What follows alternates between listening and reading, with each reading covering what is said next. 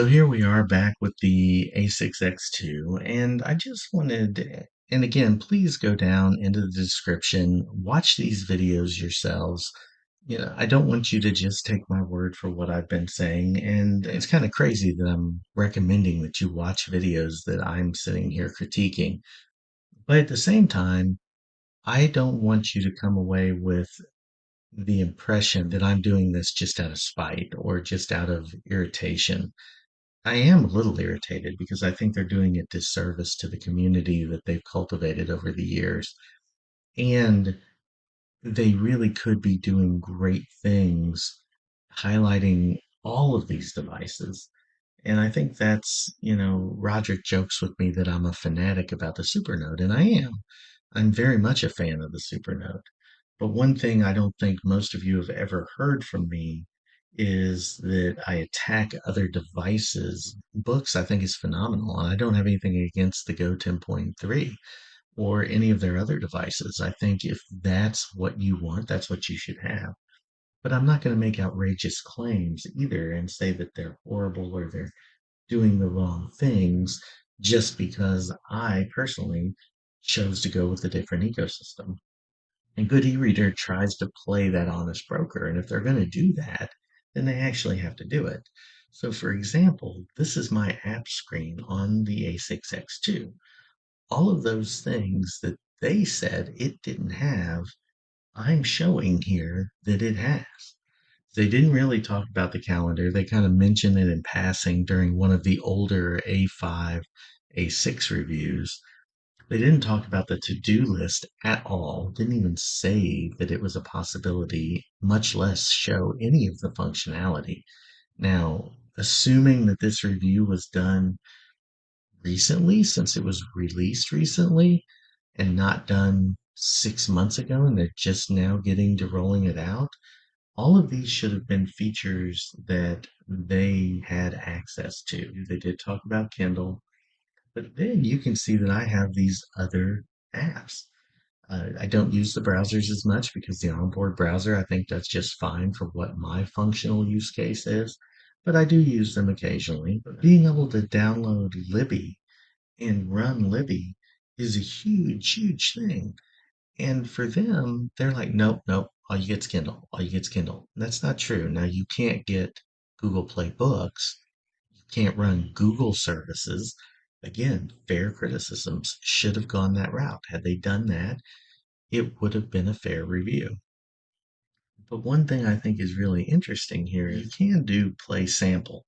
Now, unfortunately, like I said, I don't own a Bluetooth speaker. We live in a Google household, and they're not, the Google speakers are not Bluetooth. They're actually connected wirelessly, the router. And so I can't show this in real time. However, what I can do is show you that if you click on the Bluetooth button. So what we're going to do really quick here is show you how to connect to the Galaxy Buds. So I've got them set to go. And then I'm going to say OK and pair.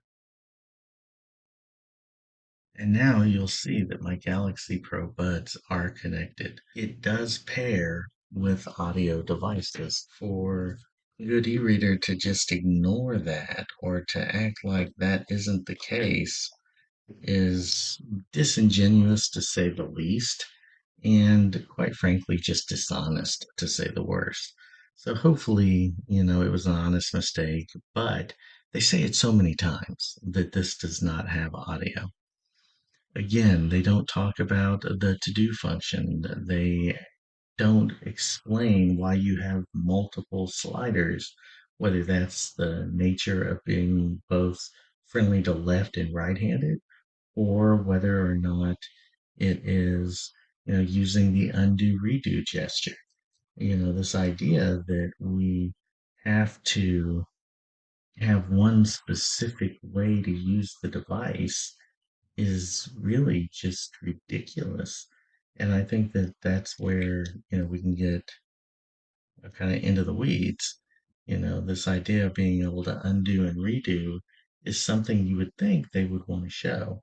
They talk about the lasso erase, but again, they don't show it.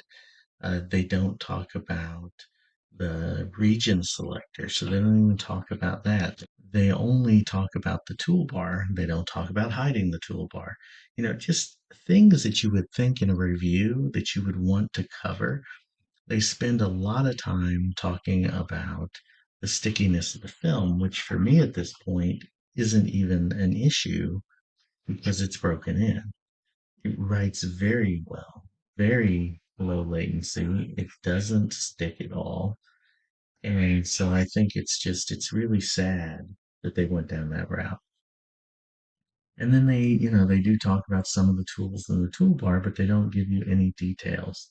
I'm just really disappointed with the way they've conducted this review and this process and not highlighting what Supernote has done on the software side combined with this footprint, this device, this use case, the portability of this.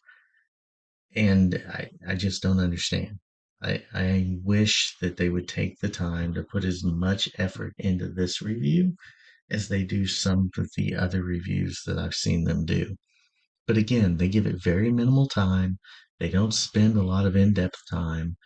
And maybe that's just their niche. Maybe that's what people expect. They want a quick overview. But if you're going to do that, you want to make sure that you're highlighting the best tool set possible and not just giving lip service. I mean, making sure you're at least giving someone enough information to make a buying decision if that's what you say you're trying to do.